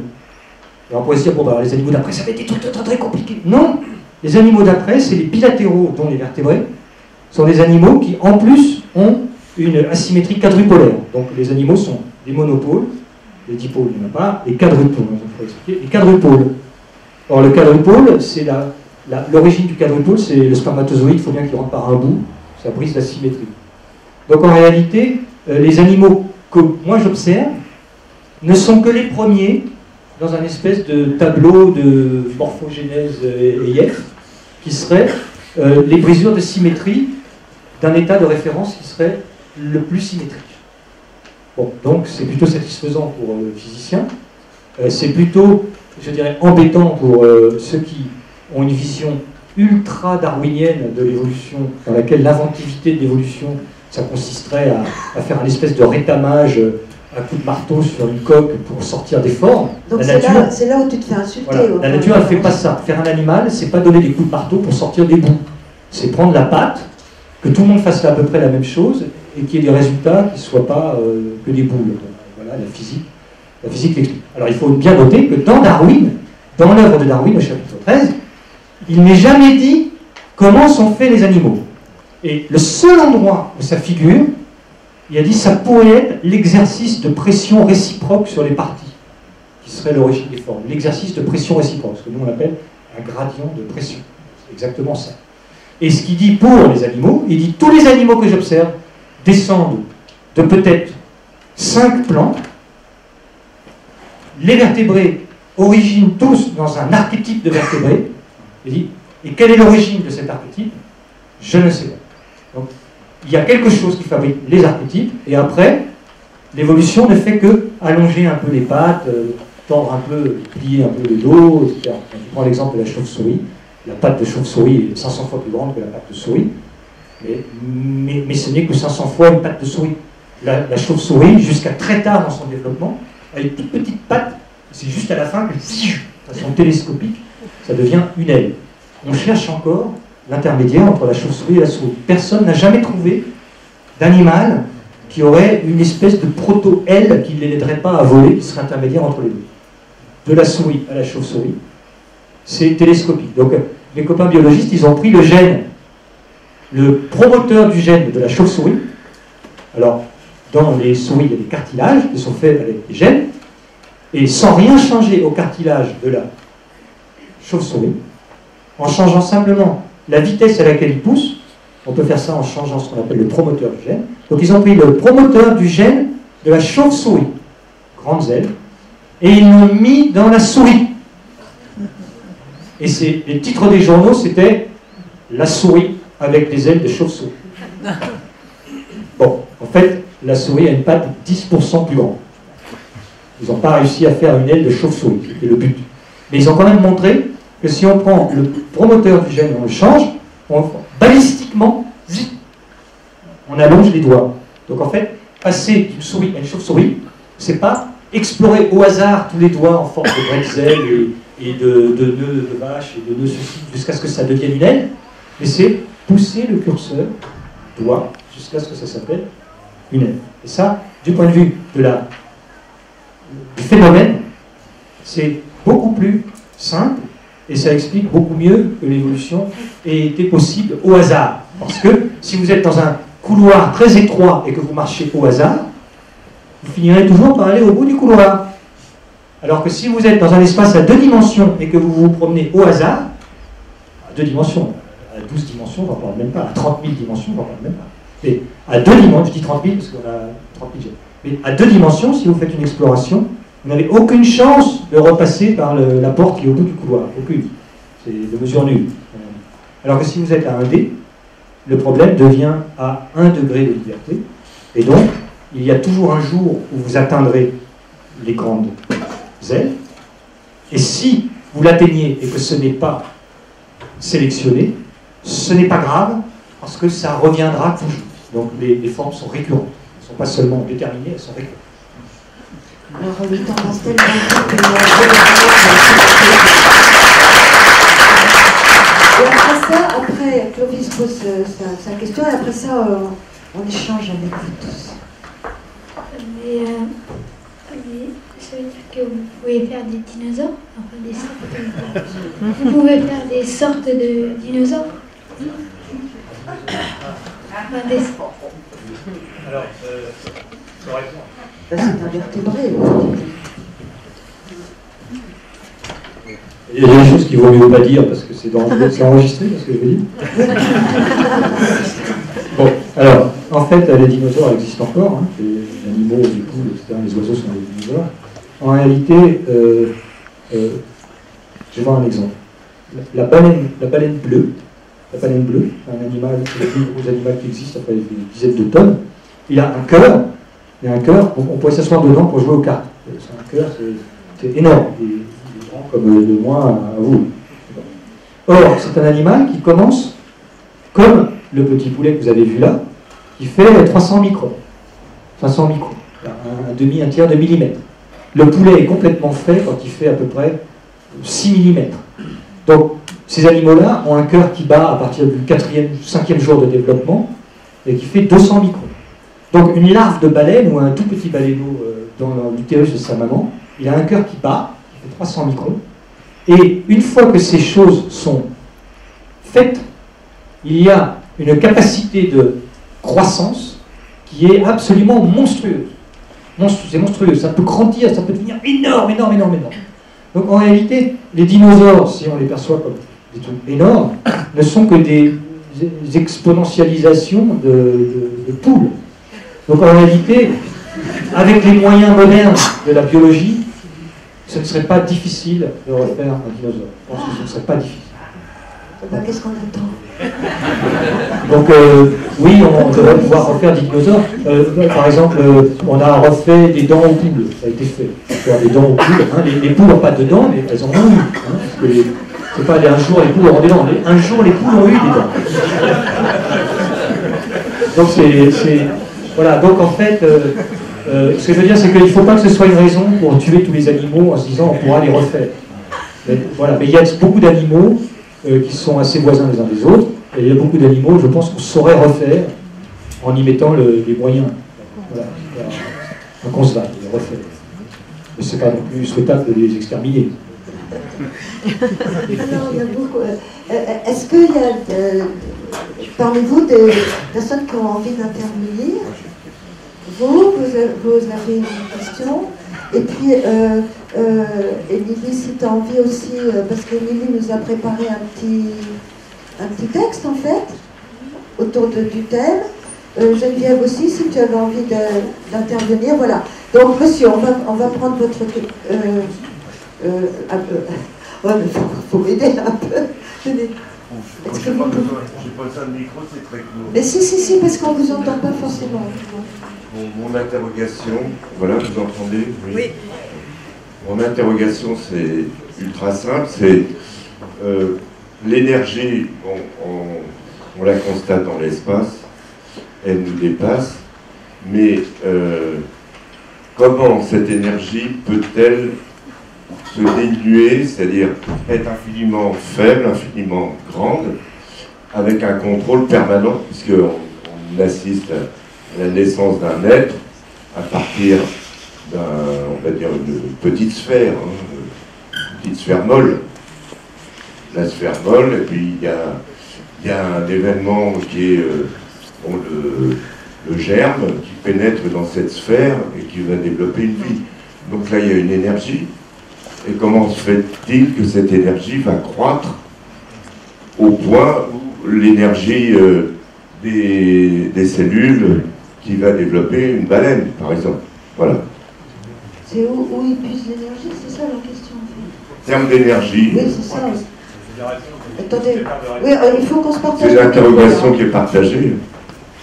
Je vais te donner à Vincent, et peut-être que Alain ou peut-être Étienne, tu veux.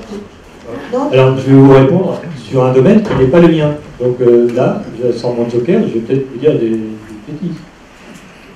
Ce que traite ce genre de travaux, c'est qu'est-ce qui se passe quand vous mettez ensemble 50 000 cellules, qui sont en particulier issues de la même. C'est important, il faut qu'elles soient issues de... Quand une cellule devient 50 000 cellules, la conséquence, c'est ça. Vous posez fort justement la question, pourquoi les cellules ont ces capacités énergétiques et de travailler, en fait, de travail au sens physique.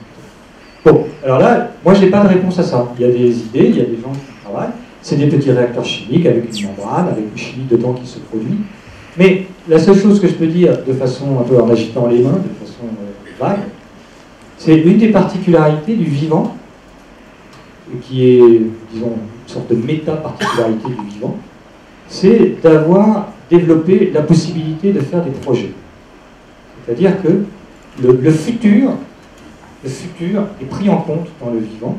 Il y a assez peu de futur dans les objets physiques. Il n'y a pas de projet, il n'y a pas d'avenir, il n'y a pas de préparation de l'avenir. Les atomes ne savent pas qu'il y a un jour, une nuit, qu'il y a des saisons, qu'il y a des années, qu'il va se produire des choses. Or, la particularité des vivants, je dirais presque que nous les humains, on va changer l'avenir. Ce genre de phrase, changer l'avenir. Or, les êtres vivants, ils sont capables d'accumuler des réserves, cette énergie dont vous parlez, et de la restituer pour faire des choses. Donc, c'est une propriété très particulière du vivant, d'être capable de faire ses stocks et de gérer vers l'avenir, d'avoir des projets, de faire aller les cellules dans une direction déterminée, de les regrouper, pour que ça fonctionne collectivement pour faire quelque chose. Et ça, je dirais, c'est vraiment l'immense découverte du vivant, puisque justement, nous, on est capable, et c'est pour ça que je distingue, moi, la créativité de la nature, de la créativité de nous. On est effectivement des objets naturels, donc si la nature nous a créés, nous lui devons notre créativité, mais la créativité de la nature n'est pas la même que la nôtre, parce que la nature ne fait pas de projet, alors que l'être vivant fait des projets.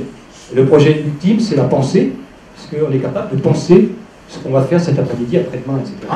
Et c'est cette pensée qui conditionne nos actions du moment. Donc en fait, notre présent est conditionné déjà par l'avenir. Alors ce qui n'est pas le cas des objets naturels de la physique. Je voudrais juste finir là-dessus.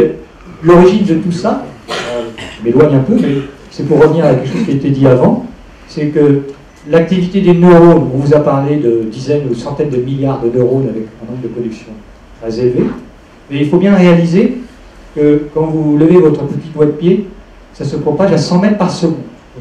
Donc chacun d'entre nous se promène avec une petite boule dans laquelle il y a des dizaines de milliards de neurones sur lesquels se propage un influx nerveux à 100 mètres par seconde. Des ordres de grandeur, 100 mètres par seconde, les coureurs ils font 100 mètres en 10 secondes. C'est 30 km/h. Dans votre cerveau, vous avez un vent de pensée qui circule à 300 km/h. Donc dans ces milliards de branches, vous avez un vent de pensée qui se propage à 300 km/h. Et c'est cette météo-là qui est capable de penser l'avenir. Et ça, c'est inhérent aux structures des cellules. Et moi, je n'ai pas de réponse de pourquoi les cellules sont capables de faire ça. Ça, c'est une autre question. Mais quand on les met tout ensemble, leur forme, moi, je ne vous ai pas parlé d'autre chose que de la forme. Modeste, quand même. Leurs formes sont limitées par les lois de l'élasticité, qui sont plus contraignantes que celles de l'électrochimie. Bon, votre réponse est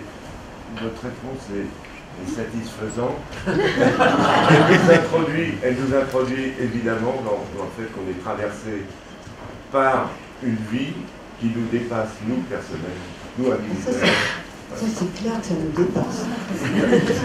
Alors, Émilie, est-ce que tu veux nous faire partager tes émotions? Tu es clown, cette aventure Origins, tu nous as déjà beaucoup donné, et tu nous as dit que tu avais écrit quelque chose qui résonne avec tout ce qui vient d'être dit là. Peut-être, oui. Viens, monte alors. Tu vas nous le... nous faire partager. Bonsoir, très humblement. Les clowns, en plus, oui, hier j'étais à un dîner et il y a une dame qui parlait de la franc-maçonnerie, moi j'y connais rien, et qui expliquait, c'est une parenthèse, qui expliquait que pendant un an, les gens qui rentrent en franc-maçonnerie, ils n'ont pas le droit de parler. Pour apprendre, je ne savais pas, pour apprendre à écouter et à comprendre que prendre la parole, c'est un acte. Alors du coup, ça me fait flipper. Mais comme je ne suis pas franc-maçonne, je me lance. Quand tu m'as parlé de ce thème de l'aborigine, ça cogitait dans ma tête. Alors juste une réflexion et après, si vous le souhaitez, un texte de Christian Bobin qui a une spiritualité qui me plaît et qui traverse un peu tout. Mais alors donc en pensant à tout ça, j'étais dans le métro et puis il y a une dame qui est rentrée dans le métro avec un livre à la main. Une dame, elle va décrire, elle avait peut-être 70 ans, les cheveux courts, blancs, et une certaine élégance, une certaine coquetterie dans un foulard avec des fleurs violettes, rouges, et puis je voulais regarder, je distinguais le titre du livre, c'était Le livre du bonheur, et je ne connais pas, avec un sous-titre Gabriel. Bon, comme mon clown s'appelle Gabriel, ça m'a intriguée. Alors je penchais la tête pour essayer de voir un peu, distinguer, mais je n'arrivais pas à distinguer ce que c'était. Et puis elle s'est assise et elle a retourné le livre, parce que c'était la 4e de couverture qu'il y avait. Elle a retourné le livre et j'ai vu la couverture du livre. Et la couverture du livre, il y avait un dessin de fleurs au liseré noir avec des couleurs rouges, orangées, comme son foulard. Et puis elle avait un sac en plastique sur ses genoux avec les mêmes couleurs. Et ça, avec notre discussion, moi, ça m'a fascinée. Ah bon? Mais oui, parce que je me suis dit, pourquoi les gens qui ont des chiens qui leur ressemblent? Et pourquoi les gens qui lisent des livres ont des livres qui leur ressemblent? Vous avez remarqué ça? Une femme qui lit un livre de je sais pas, Émilie Brontë, elle va être... On s'imagine qu'elle est déjà dedans. Pourquoi il y a cette... ça m'a fait délirer sur cette obsession qu'on peut avoir de rechercher une résonance avec les choses, une unité peut-être, une unité première, et comment on passe du règne vivant à l'objet, comme cette femme et son livre, ou vivant à l'animal, comme quelqu'un avec son chien qui ressemble à son chien, comme s'il y avait comme ça quelque chose de... comme si dans notre intimité, il y avait ce besoin de retrouver un écho de quelque chose, et peut-être que cette obsession, elle est inscrite dans nos cellules. Bah ouais. En tout cas, c'est inscrit dans la leur, hein. Je peux te dire. Et alors, après le temps, madame gère le temps. Oui, parce que toi, tu as tendance à... Mais ça, c'était une pensée tout à fait à partager. Et après, elle est très belle. Christian Bobin, il écrit des beaux textes, je pourrais revenir. Finir sur Christian Bobin, c'est pas mal. Bon, d'accord, on revient. On n'a plus beaucoup de temps. Donc, sinon, si jamais tu n'as pas l'occasion de le dire aujourd'hui, tu le diras au prochain L'Aborigine. En tout cas, merci Émilie. Vraiment, c'était une belle référence entre l'imaginaire de l'artiste et tout ce qu'on dit aujourd'hui. Vraiment, bravo Émilie. Oui, Geneviève, toi aussi tu voulais... Ah oui, très bien, tu as raison. Sur le fait d'appartenir au... Alors vas-y. Moi je pensais que peut-être quelqu'un allait répondre sur l'écho. Je vais les relancer en disant, parce que j'ai souvent entendu ou lu dans ce que j'ai pu comprendre des articles des physiciens, qu'il y a cette recherche d'unité, il faut qu'il y ait l'unité entre les 4 forces, la gravité, et qu'il y a cette recherche comme ça de l'unité, et je me demandais pourquoi il faut absolument trouver une unité entre tout ça, entre la physique classique, la physique quantique, pour que tout y ait un moment donné où tout soit... Pourquoi la réflexion des physiciens va dans ce sens? Ouais. Ça, c'est une question philosophique. L'unité, c'est la nature, hein, justement. Et je trouve qu'effectivement, en essayant de relier beaucoup plus fortement les mécanismes de différenciation de l'origine du vivant à la physique, hein, puisque c'est un peu ça, on renforce plutôt l'unité de la nature. Oui, bah, bien sûr. C'est pas la question de l'unité, c'est une autre question. Peut-être que l'unité n'existe pas. Il y a un désir d'unité qui est moteur. Enfin, moi, je pense que il y a une chose qu'on pourrait discuter tous ensemble, on n'aura pas le temps, c'est le fait que les choses qui n'existent pas pour rien.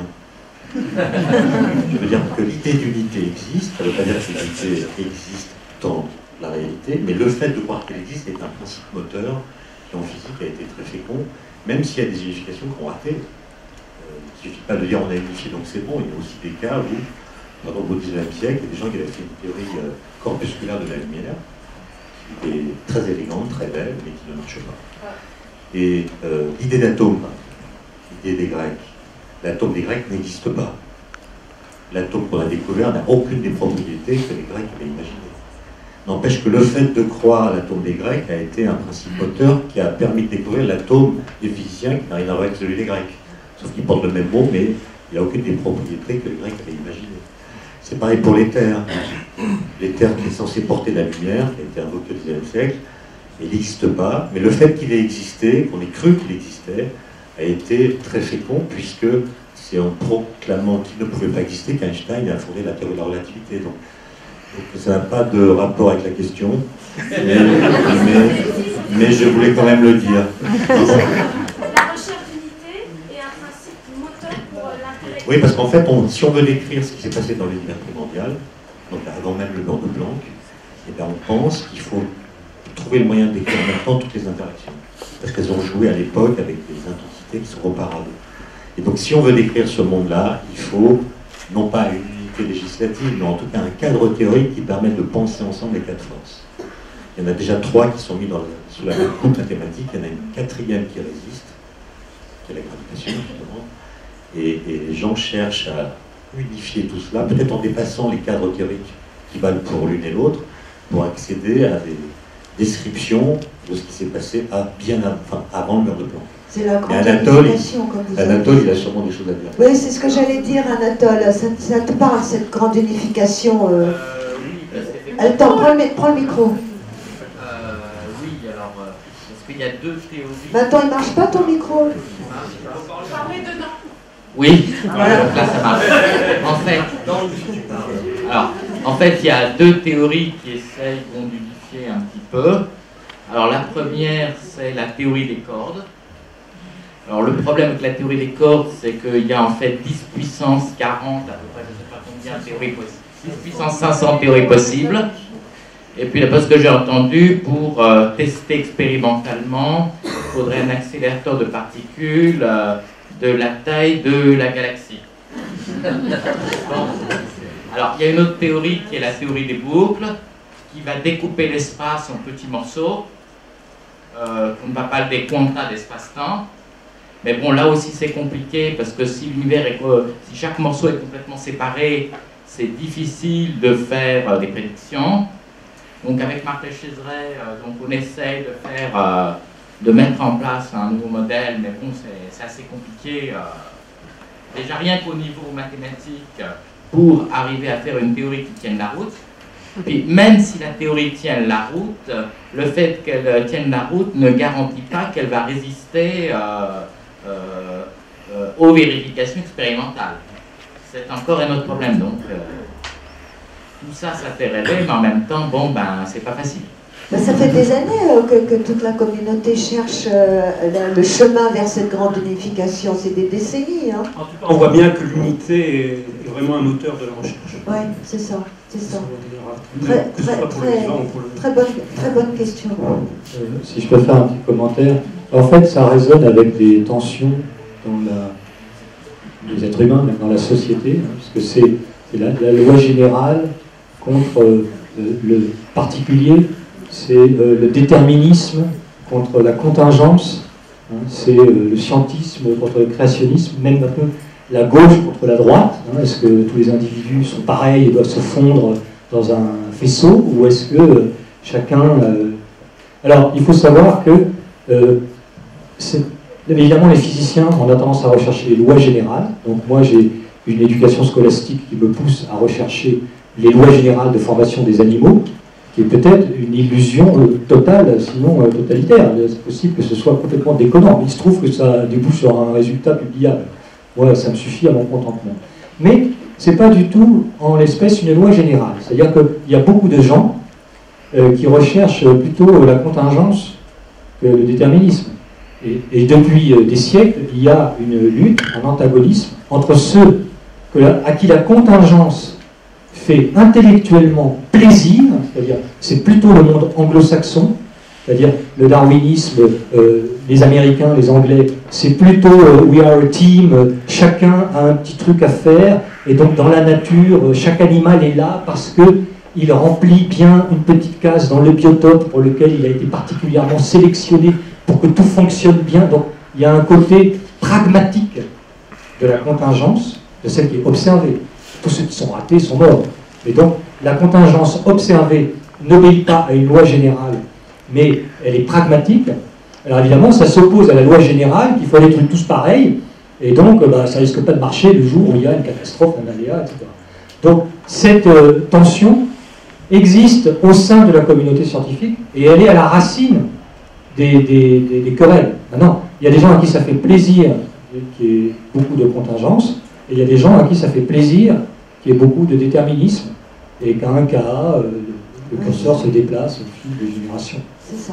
À l'origine, c'est une berceuse, c'est pas pour vous endormir, hein, mais que j'ai un petit peu remanié, vous verrez à la fin, c'est beaucoup plus sautillant, ça s'appelle Step.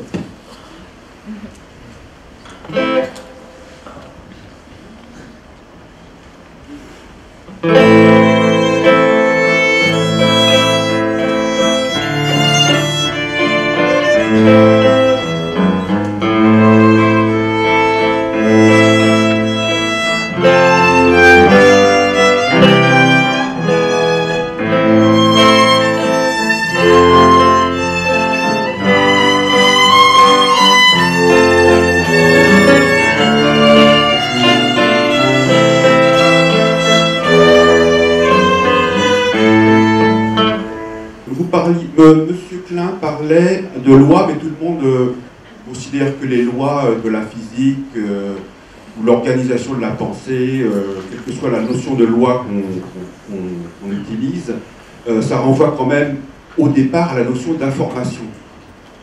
Et l'information, ça n'existe pas, à ma connaissance, sans le vivant, qui permet que tout ça ait un sens, c'est-à-dire qu'il y ait des choses qui pensent, parce que même si les choses existent, s'il n'y a rien pour les penser, on peut se demander dans quelle mesure elles existent.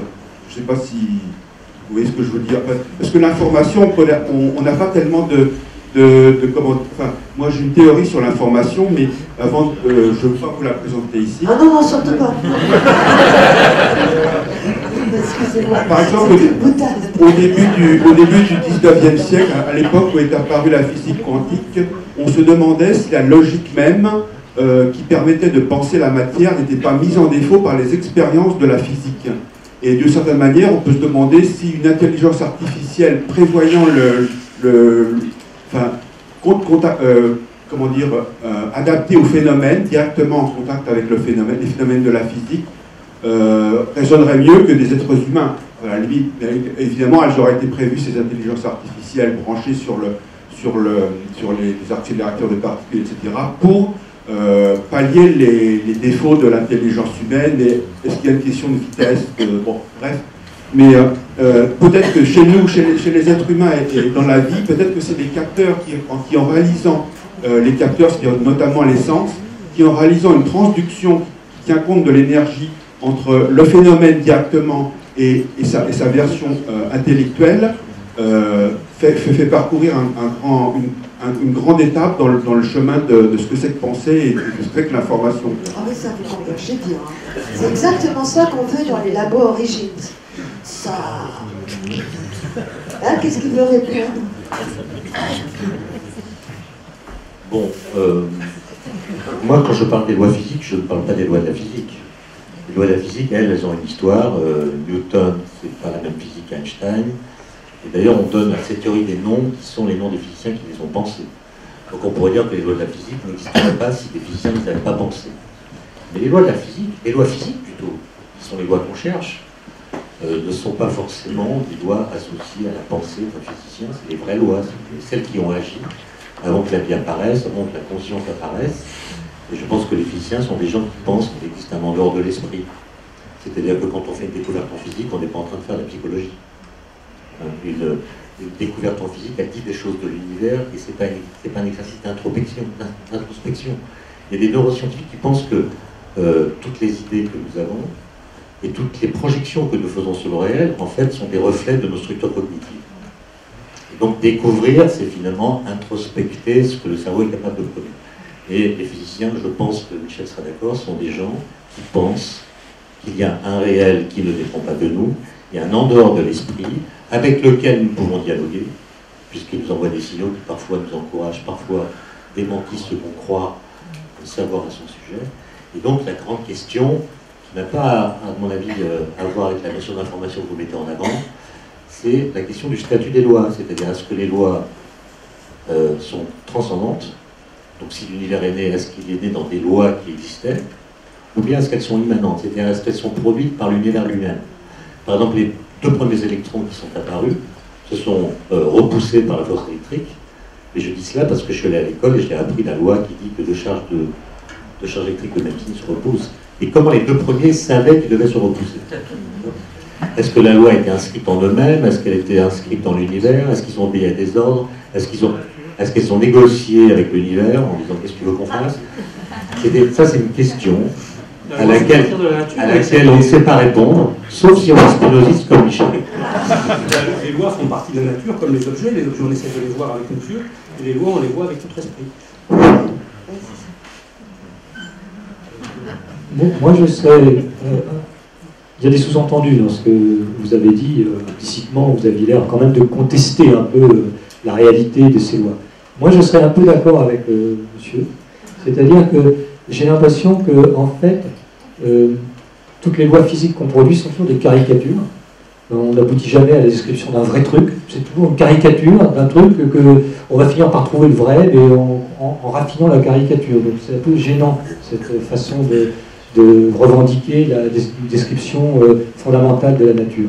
La deuxième chose, c'est que j'observe que la plupart des phénomènes qui sont décrits exactement par les physiciens sont des petits exercices qu'on trouve dans les livres de physique, et on est très très très très content quand on a réussi à faire un petit exercice qui décrit exactement avec une équation un phénomène. Alors ça décrit ce phénomène-là, mais il y en a des quantités qu'on serait incapable de décrire parce que c'est non linéaire, que c'est plus compliqué, etc. Donc en fait, le cerveau a une tendance de se satisfaire un peu de façon orgasmique avec quelque chose qui est un peu jouissif, mais qui décrit une partie très petite de la réalité. Et la dernière chose que je voudrais dire, c'est que j'observe... Attends, je vais juste passer le micro. Là, c'est mes 2 premiers arguments. Et le troisième argument, c'est que j'observe que quand on veut mettre en œuvre les équations des lois de la physique, on fait des simulations numériques qui, de façon, engrainent les équations mathématiques, par exemple la loi d'action de masse, voilà, où on engraine les lois physiques avec les dérivés du temps, etc. Alors, j'ai pas l'impression que ce soit ça que fasse la nature. La nature, elle discrétise pas les équations pour les résoudre. Il y a quelque chose qui sort tout cuit du gâteau des lois physiques, sans qu'elle ait besoin de penser l'intégration des lois. Nous, on les intègre, les lois, mais j'ai pas l'impression que ce soit comme ça que fonctionne la nature. Non, mais là, on va partir loin. Non, il nous reste 10 minutes. Je suis d'accord avec toi que le fait que les lois de la physique soient des lois efficaces et que ça nous contente, évidemment. On ne dit pas que les lois de la physique sont des lois physiques, on ne dit même pas qu'il y a des lois physiques, donc on ne les a pas découvertes. Mais il faut quand même prendre acte du fait que la physique, elle est devenue puissante parce qu'elle a limité ses ambitions. Ça commence avec Galilée. Moi, je ne m'occupe pas de tout, je ne m'occupe pas du temps, c'est trop compliqué.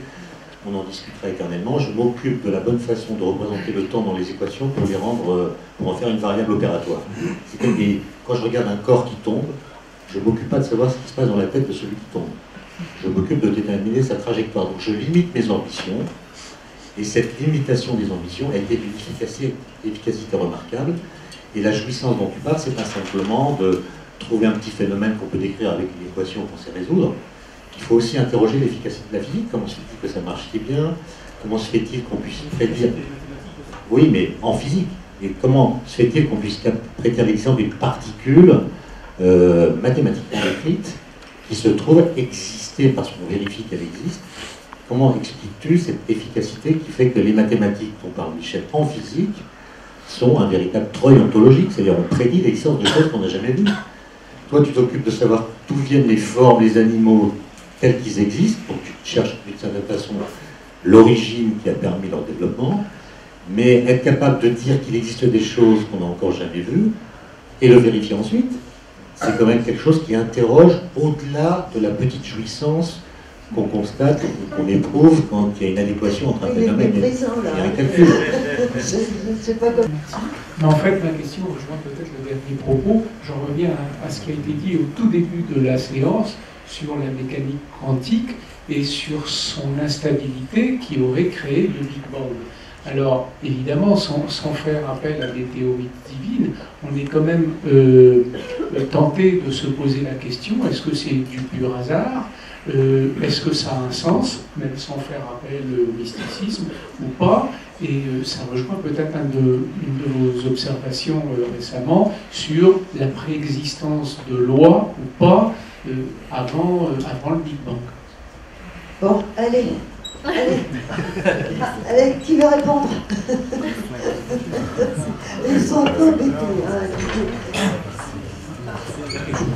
T'en as un micro. Non, ce que je peux dire, cette quête des origines, de toute façon, elle n'est pas terminée du tout. Actuellement, donc, on a l'impression que l'univers observable provient de fluctuations quantiques du vide, et on se pose déjà la question de savoir, effectivement, est-ce qu'il y a eu des fluctuations quantiques du vide avant, est-ce qu'il y en a eu ailleurs, des multivers, ou bien est-ce qu'il y a une loi qu'on n'a pas encore trouvée qui expliquerait un petit peu pourquoi ça s'est passé comme ça. Cette quête des origines, c'est un horizon. On progresse dans nos questions. C'est un horizon probablement sans fin.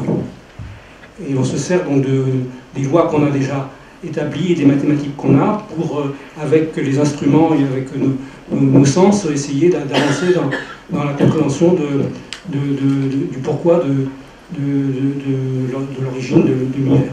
Un peu comme la vérité a disparu du langage scientifique, on ne parle plus de vérité en langage scientifique, c'est un horizon, et l'origine c'est aussi un horizon.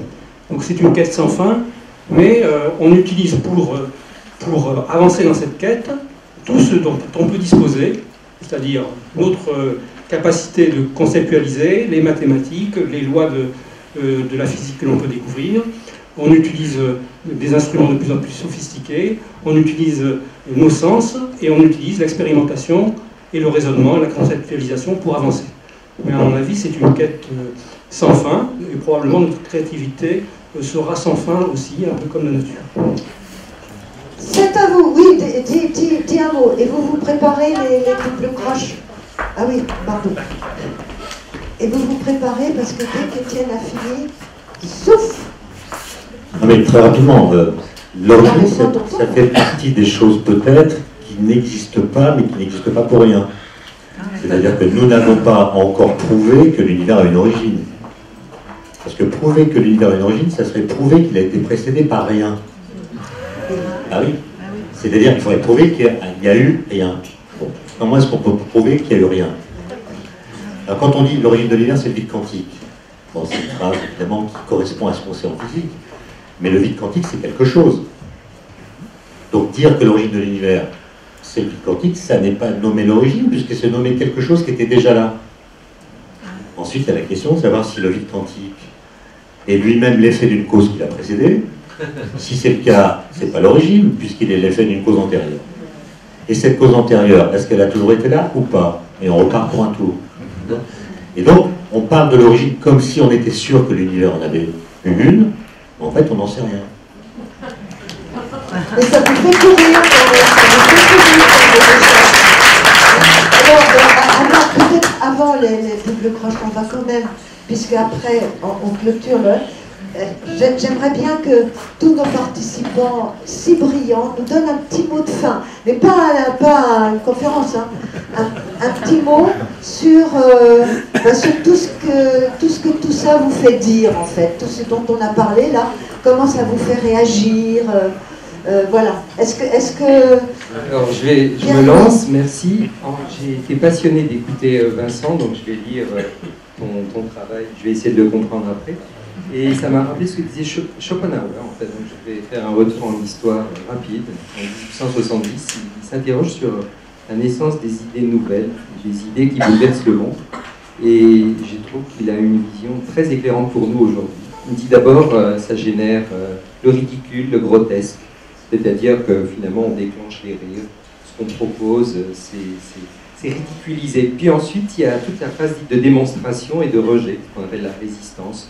En fait, la communauté ou les communautés en question vont aller prouver que c'est pas possible, ça marche pas. Et enfin, ça devient une évidence. C'est le dernier stade. Et en fait, l'Eureka, le fameux Eureka, c'est le stade de l'évidence qu'on cherche tous à atteindre. Mais encore faut-il avoir cette énergie pour franchir les étapes.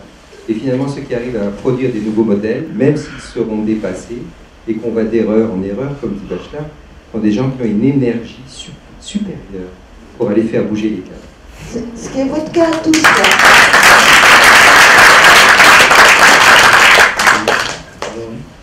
Peut-être en guise de fin, moi je voudrais dire juste qu'on vit à une époque assez nihiliste, malheureusement. Je vois qu'il y a des jeunes là, qui jouent de la musique, et vraiment je vous félicite. Donc c'est peut-être presque à eux que je m'adresse. On voit une description du monde et particulièrement qui nous touche nous, du monde intellectuel, qui va vers un appauvrissement et une violence qui est vraiment terrible et déshumanisante. Moi je trouve que quand je dialogue, c'est pas la première fois, avec des gens comme Étienne, ou des musiciens, ou des nouveaux amis que je rencontre aujourd'hui, des gens comme vous, je trouve qu'il y a un dialogue humain qui peut quand même se passer à un niveau où on s'enrichit mutuellement et où on a des discussions qui permettent de se réchauffer les uns les autres vis-à-vis de l'avenir. Donc je souhaite, et je suis très heureux de participer à ce genre de choses parce que ça réconforte. Et maintenant, juste pour terminer par une note un peu aigre, c'est que en fait, quand on présente un travail scientifique, et une des particularités du travail scientifique, c'est quand même la dureté de la critique. Et donc nous, on finit par l'accepter, donc on est des professionnels de l'acceptation de la critique. Alors que dans le milieu du journalisme zébourien, je dirais, c'est pas quelque chose dont ils ont conscience. Mais en général, le premier reproche qu'on vous fait, c'est faux. Et le deuxième reproche qu'on vous fait, et d'ailleurs c'est bien connu. Donc c'est ça les réactions auxquelles on est en but. Et bon, peut-être cette violence qui a lieu dans le secret des débats scientifiques, dans les tours d'ivoire, des comités de rédaction, etc., est nécessaire pour faire advenir des choses un peu plus vraies, pour se rapprocher de l'horizon. Maintenant, après, il y a des étapes aujourd'hui qui sont à la fois nécessaires et disons réconfortantes. Voilà. Je crois que tu as bien résumé ce qu'on cherche dans les labos origines.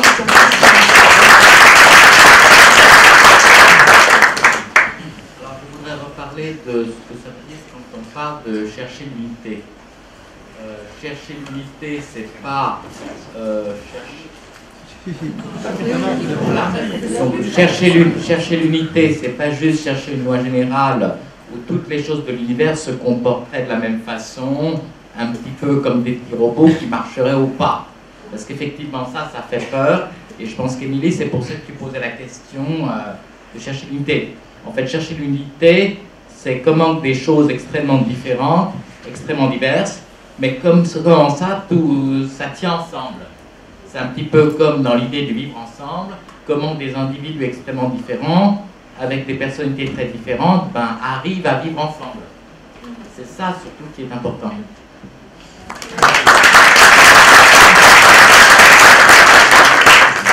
Alors, outre le fait que je voulais rappeler que la question du début est une question sans fin, je reprends ce que disait Vincent sur la résistance inhérente à la communauté scientifique, les idées nouvelles. C'est normal d'ailleurs, parce qu'il est normal qu'il y ait une discussion, parfois assez dure, quand une idée qui est étrangère au champ de la connaissance, celle qui s'est constituée, apparaît, il y a de la résistance.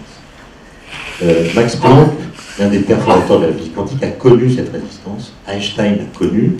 Ce qui ne veut pas dire que quand on s'oppose à la communauté scientifique, on soit Einstein ou Planck ou Galilée. C'est un peu ça le problème aussi.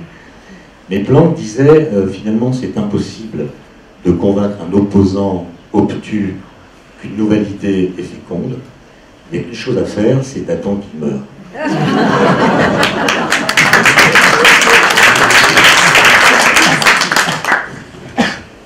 Et moi, je voudrais simplement remercier Marie-Odile de mettre en scène, de mettre en miroir la fabuleuse créativité humaine avec les musiciens, des artistes, et la fabuleuse, faute de meilleur mot, la fabuleuse créativité de la nature.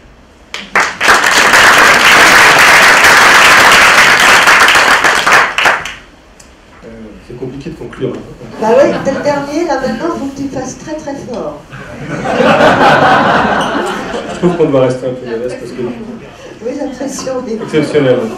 Je trouve qu'on doit être très très modeste parce que la somme des choses qu'on connaît aujourd'hui est vraiment microscopique. Je pensais tout à l'heure en parlant des soupes et compagnie, donc l'univers, c'est quoi? C'est 13 milliards d'années l'univers? La Terre, c'est 4,5 milliards d'années. Donc juste pour la Terre, si on met un calendrier, si on ramène la vie de la Terre à une année, donc la Terre est créée le 1er janvier, la vie apparaît je crois, fin mai, début juin, grosso modo, à l'échelle, et l'homme apparaît le 31 décembre à 23h50. Donc on est ridicule dans tout ça. Il faut être extrêmement modeste. Et moi j'ai une phrase que j'aime bien qui est de Kant qui dit Das Ziel ist der Weg, le but c'est le chemin. Ce qui est important, c'est de progresser là-dedans, même si on ne sait pas d'où on vient, ni où le début, ni où la fin, le but c'est d'avancer et d'explorer. Et je pense que le pont entre art et science, c'est une des solutions pour le faire, et je suis tout à fait d'accord, la culture est en train de s'effondrer, la connaissance scientifique est en train de s'effondrer. Donc des initiatives comme ça qui remontent un peu le niveau, qui donnent un petit peu d'air, qui nous, c'est vraiment très bien. On va gagner, on va gagner, on va gagner.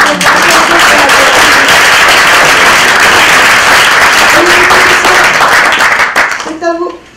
Alors, c'est back in the news, c'est ça. Ouais.